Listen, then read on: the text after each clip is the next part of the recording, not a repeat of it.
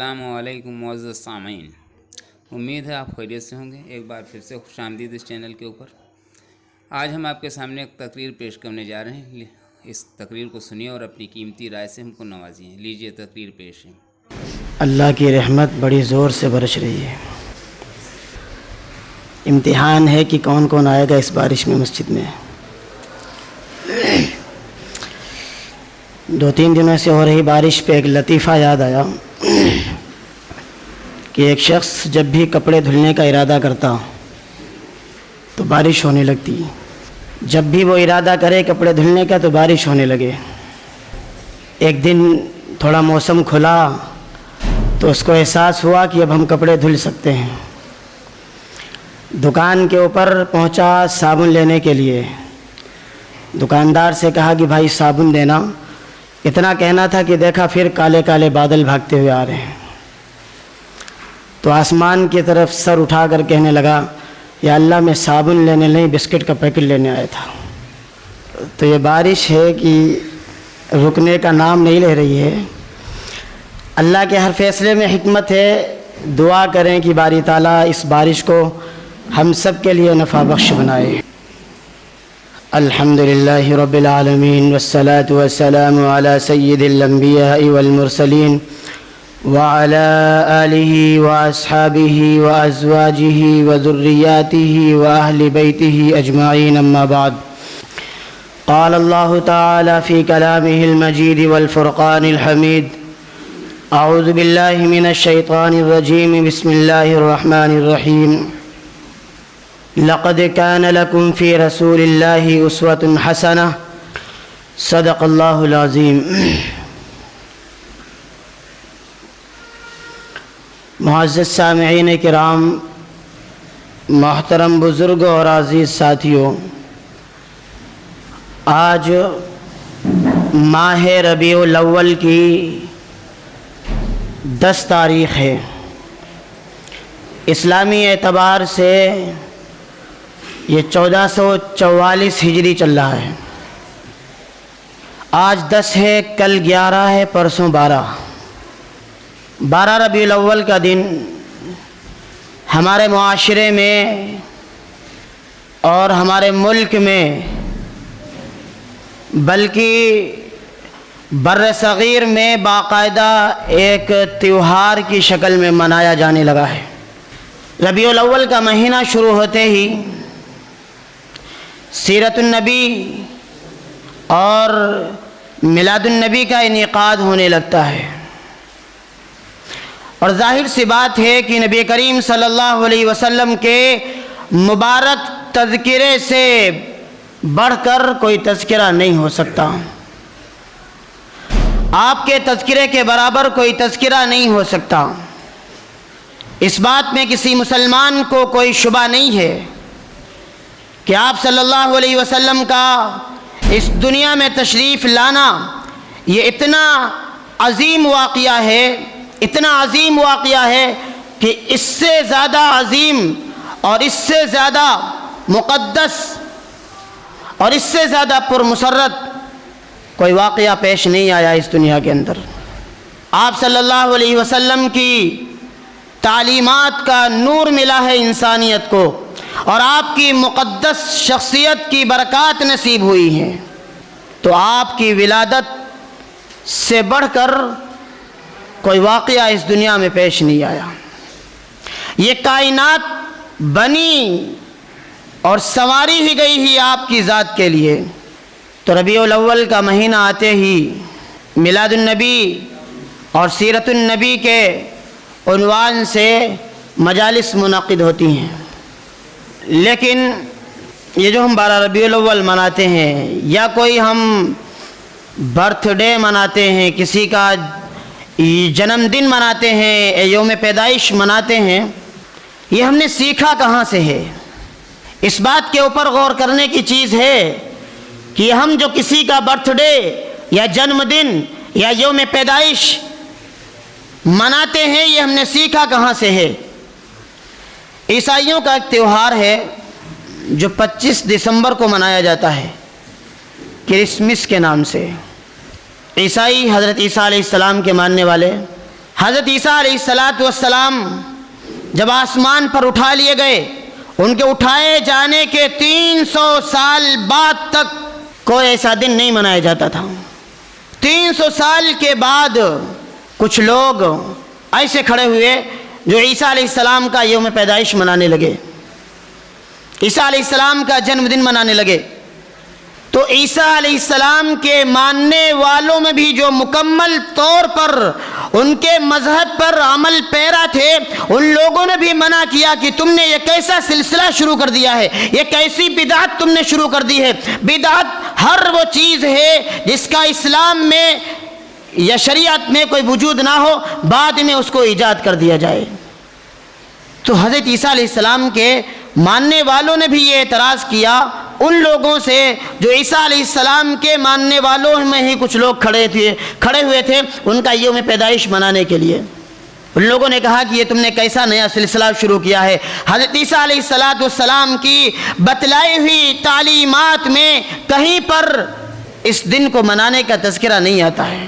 تو وہ کہنے لگے کہ اس میں کیا برائی ہے، کیا حرج ہے اس میں، ہم آج کے دن سب اکٹھا ہوتے ہیں، حضرت عیسیٰ علیہ السلام کا تذکرہ کرتے ہیں، ان کی سیرت کو بیان کرتے ہیں، ان کی تعلیمات کو یاد کرتے ہیں۔ ایسے جو لوگ جڑیں گے اس کے اندر، ان کے اندر حضرت عیسیٰ علیہ السلام کی تعلیمات پر عمل کرنے کا شوق اور جذبہ پیدا ہوگا۔ تو یہ کہہ کر کے یہ سلسلہ شروع کیا گیا۔ کئی سالوں تک یہ سلسلہ شروع رہا، چلتا رہا کہ جب بھی یہ دن منایا جاتا لوگ چرچ میں جمع ہوتے اور پھر ایک پادری صاحب کھڑے ہو کر کے تقریر کرتے، حضرت عیسیٰ علیہ السلام کی سیرت کو بیان کرتے، ان کی تعلیمات کو بیان کرتے، مجلس برخاست ہو جاتی، سب چلے جاتے اپنے اپنے گھروں کو۔ لیکن پھر ان منانے والوں کو یہ فکر پیدا ہوئی کہ لوگ اس میں انٹرسٹ نہیں لے رہے ہیں، لوگ دلچسپی نہیں لے رہے ہیں، نوجوان قسم کے اور شوقین لوگ اس میں شریک نہیں ہو رہے ہیں۔ اس کو کیسے ہی دلچسپ بنایا جائے کہ لوگوں کے لیے یہ دلکش ہو اور لوگ اس کی طرف مائل ہوں۔ اب لوگوں کو مائل کرنے کے لیے اس میں موسیقی کی ضرورت ہے۔ پھر اس کے بعد موسیقی کے ساتھ میں نظمیں پڑھی جانے لگیں۔ پھر جب دیکھا کہ اس سے بھی کام نہیں چل رہا ہے تو پھر سوچا کہ گانا بجانا ہونا چاہیے، گانا بجانا شامل کر دیا گیا۔ مطلب لوگوں کو مائل کرنے کے لیے اور لوگوں کو اس میں جوڑنے کے لیے جو ان کو کرنا پڑا وہ انہوں نے کیا کہ لوگ کیسے مائل ہوں، اس میں جڑیں اور اس دن کو منائیں۔ بہرحال اس میں ترقی ہوتی رہی، ہر آئے دن ترقی ہوتی رہی۔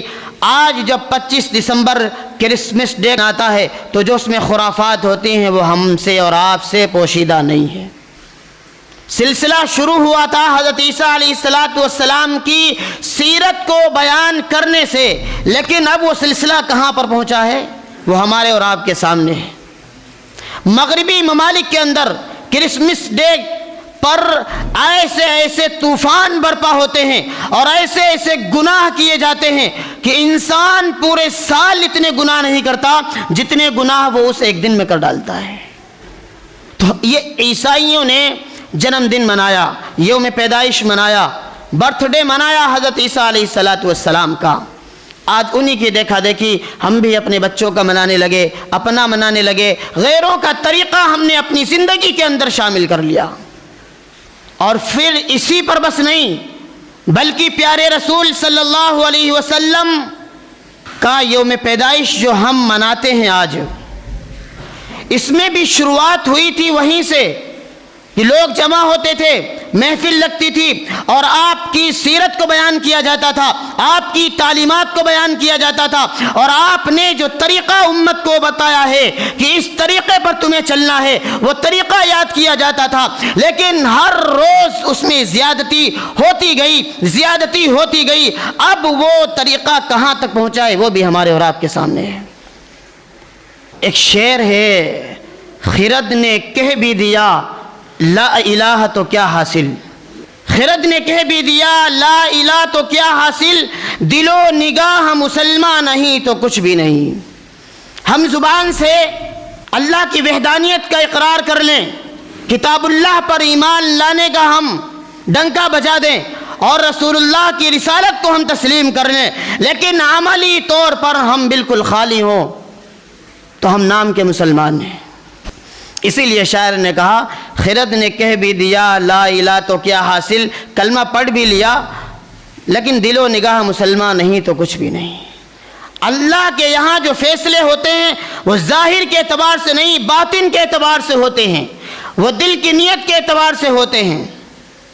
12 ربیع الاول یا ربیع الاول کا مہینہ جب آئے تو ہم اس میں رسول اللہ کے یوم ولادت کو منانے کے ساتھ ساتھ اگر ہماری زندگی کے اندر عمل بھی ہو تو یہ سونے پہ سہاگا ہے۔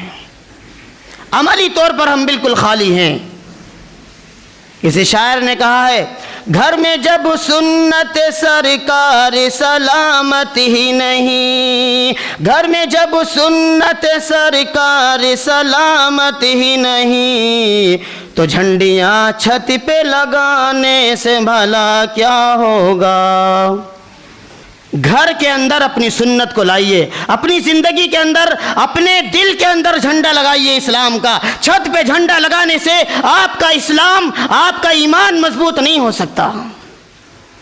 آج 12 ربیع الاول کے موقع پر جلوس کے اندر اگر آپ سچے دماغ سے اور ذرا ایک فکر لے کر کے سوچیں تو ہمارا دل خود اس بات کو تسلیم کرے گا کہ بہت سی چیزیں وہ ہونے لگی ہیں جو رسول اللہ کی تعلیمات کے بالکل خلاف ہیں۔ آتش بازی کرنا، نوجوانوں کا ہردنگ کرنا، اور پھر نماز کے وقت کا خیال نہ کرنا، اور پھر ماؤں بہنوں کا، بہو بیٹیوں کا بن سور کر کے اور پھر اس میں شرکت کرنا بے پردہ ہو کر کے، یہ ہم خود تسلیم کرتے ہیں یہ کہ غلط کام ہو رہے ہیں۔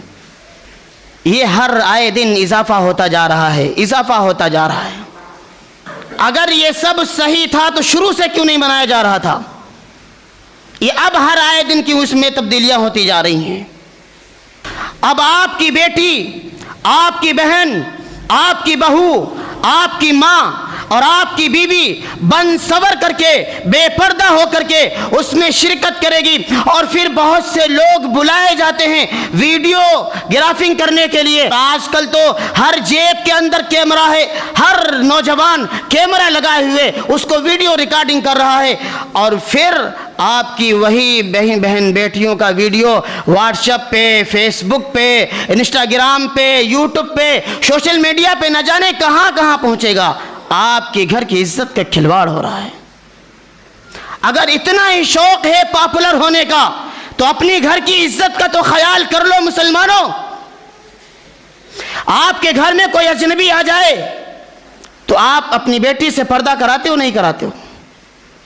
بیٹی کو کمرے میں داخل کر دیا، یا وہ اجنبی جہاں پر بیٹھا ہے وہاں سے اس کو ہٹا دیا۔